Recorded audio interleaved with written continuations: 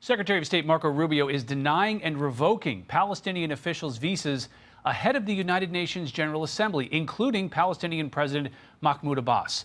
The State Department saying, in quote, "It is in our national security interest to hold the Palestinian Liberation Organization and the Palestinian Authority accountable for not complying with their commitments and for undermining the prospects for peace."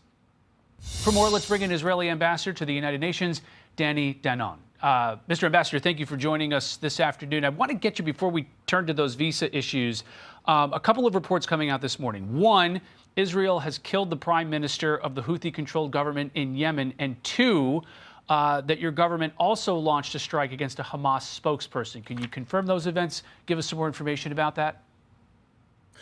Thank you for having me, Rich. First, regarding the Houthis, we have no border with them. We have no conflict with them. But they are launching ballistic missiles into Israel. And we are very clear about that. We will hunt them down. We will go after them.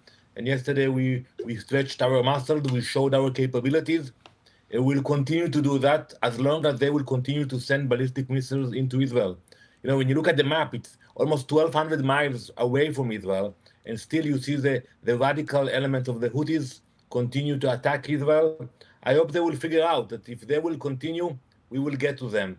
Regarding to the second attack, we still look into on the result of the attack, but we are targeting senior Hamas terrorists that took part in the October 7th massacre. I hope it was a successful result. We do our best to minimize civilian casualties and to target those terrorists.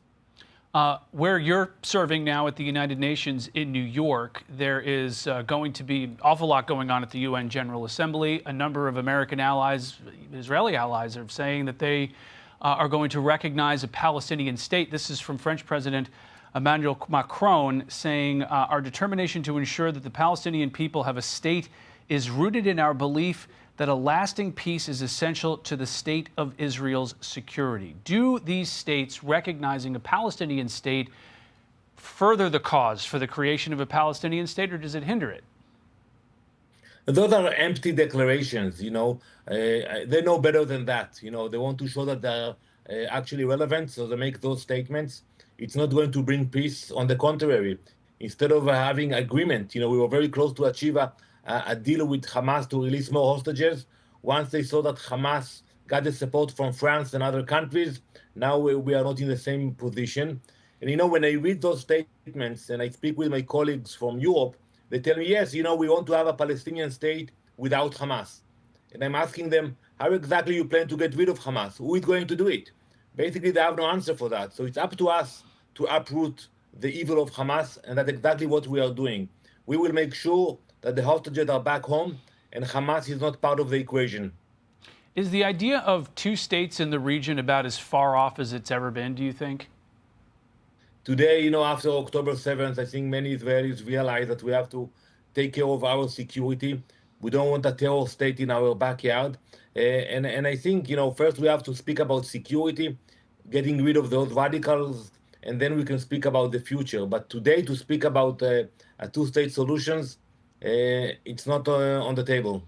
How much more time do you think Israeli military operations are going to need in Gaza? Well, first, we have to acknowledge it's a very long war, the longest in our history, almost 2 years now, because we are maneuvering in a very populated area, and it's hard for us, and we don't want to hurt civilians. So, and the terrorists are hiding behind civilians, using them as human shields. So it's complicated, but we are determined to finish the job and to allow a better future, not only for us, but also for the Palestinians themselves. They are being exploited by Hamas. And when you speak with leaders from the Arab world, not from Israel, they will tell you the same. Hamas must be out of the game. As the war goes along, there are reports now that famine is spreading. This is from the United Nations, quote, "All evidence points towards a major acceleration of death and malnutrition. The actions needed to prevent famine require an immediate political decision for a ceasefire, together with significant and immediate increase in humanitarian and commercial access to the entire population of Gaza." Do you think that report is accurate, and is the Israeli government reassessing how it can deliver more aid to Gaza? First, we are working with different agencies, but this report is fabricated, and we proved it. It was designed to declare famine in Gaza. There is no famine in Gaza. The checkpoints are open every day. More than 400 trucks enter Gaza. And today, the best way to prove it, Mitch, is to look at the prices of the commodities in Gaza. When you look at the flour, oil, sugar, you see the prices are down, and you understand that there is no shortage. But those UN officials, they don't really care about the Palestinians. They care about spreading blood libels against Israel, and that's exactly what they're doing 24/7. Israeli ambassador to the UN, Danny Danon, thanks for joining us. Hey everyone, I'm Emily Campagno. Catch me and my co-hosts Harris Faulkner and Kaylee McEnany on Outnumbered every weekday at 12 p.m. Eastern, or set your DVR. Also, don't forget to subscribe to the Fox News YouTube page for daily highlights.